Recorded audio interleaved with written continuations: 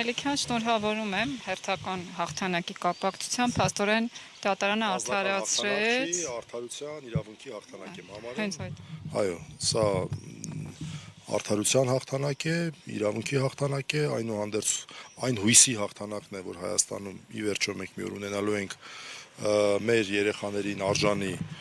իրավական պետություն, այն տեսանկյունից, որ մարդկանց նկատմամբ չկիրառվի քաղաքական նպատակահարմարությունից ելնելով հարկադրանք, ունենալու ենք դատարաններ, որոնց որ վստահելու ենք բոլորս, դա դրա հույսի հաղթանակն է, անձնական հաղթանակ չեմ համարում։ Նարեկ Սամսոնյանի, Վազգեն Սաղաթելյանի գործը այն գործերից է, 21-րդ դարի տրամաբանությունը դա է, որ իսկապես դարձել էր կարևոր ցուցիչ միջազգային նաև կառույցների համար հետաքրքիր զուգադեպության բոլորովին վերջերս ընդամենը 2-3 օր առաջ Amnesty International-ը, որ բավական լոյալ, բավական դրական ցավոք սրտի զեկույցեր հրապարակել Հայաստանի վերաբերյալ, այնուհանդերձ չէր կարողացել շրջանցել այս հարցը, որ զեկույցը ընդհանուր առմամբ կարդակ, ես օրինակ բազմաթիվ բացեր եմ այդտեղ տեսնում, բազմաթիվ մարդկանց գործերի մասին այդտեղ խոսք չկա, բայց այս գործի մասին խոսք կա, որովհետև իմ կարծիքով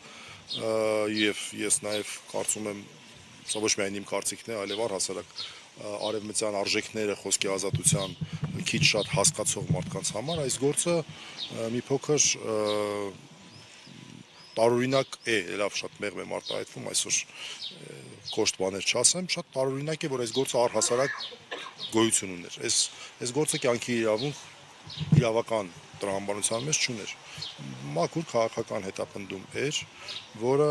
բացառապես պայմանավորված էր Իմնեմնիմի հաղորդման եւ անձամբ Նարեկ Սամսոնյանի եւ անձամբ Վազգեն Սաղաթելյանի այսպես ասած ընդդիմադիր գործունեությամբ, դրանով որ հնարավոր է այս հարթակը օգտագործելով ճշմարտություն ներկայացնել, բացահայտել քարոզչական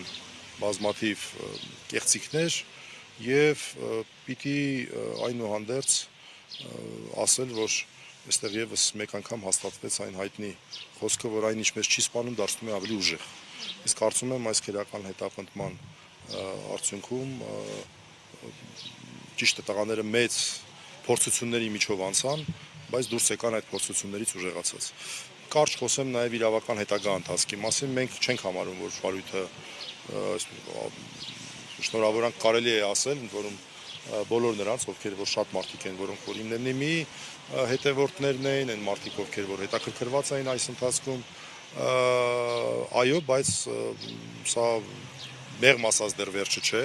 Նախ այս վարույթը դեռ չի ավարտվել այս դատարանում, մենք դեռ ունենք լրացուցիչ դատալսումներ, այն լինում է ոչ միայն մեղադրական, այլև արդարացման վերդիկտից հետո մենք պետք է քննարկենք, հասկանանք մենք ինչ-որ պահանջներ ունենք, թե չունենք, որից հետո, երբ որ կլինի արդեն դատավճիռը, մենք կծանոթանանք դատավճռին, վստահ ենք, որ նաև դատախազությունը կծանոթանա եւ պատրանքներ չունենք, կարծում ենք, որ դատախազությունը մեծ հավանականությամբ կբողոքարկի եւ մենք նորից կունենանք քննարկում այս անգամ արդեն վերաքննիչ դատարանում սա է։ Չգիտեմ, սա բացառապես Նարեկ Սամսոնյանի, Վազգեն Սաղաթելյանի որոշումը պետք է լինի, մենք պետք է քննարկենք։ Իմ անձնական մոտեցումը միշտ եղել է այն, որ օրինակ օրենքով նախատեսված է հնարավորություն ներողություն խնդրելու պահանջ ներկայացնելու։ Ես լավ, իմ անձնական մոտեցումը անգամ չասեմ որն է, ինչ որ կաշխանդող նշանակություն կարող ունենա, ամեն դեպքում ես կարծում եմ սա այն դեպքն է, երբ որ բացառապես արդարացվածների խնդիրն է, որոշումն է, նրանք ինչ որ պահանջներ կներկայացնեն, թե չեն ներկայացնի, ինչքան էլ լինեն պահանջներ, թե չլինեն պահանջներ, ամենակարևորը մենք այսօր ստացանք դա արդարացման վերդիկտեր։ Մնացածը համարում եմ երկրորդական անկեղծ ասած։ Շնորհակալություն։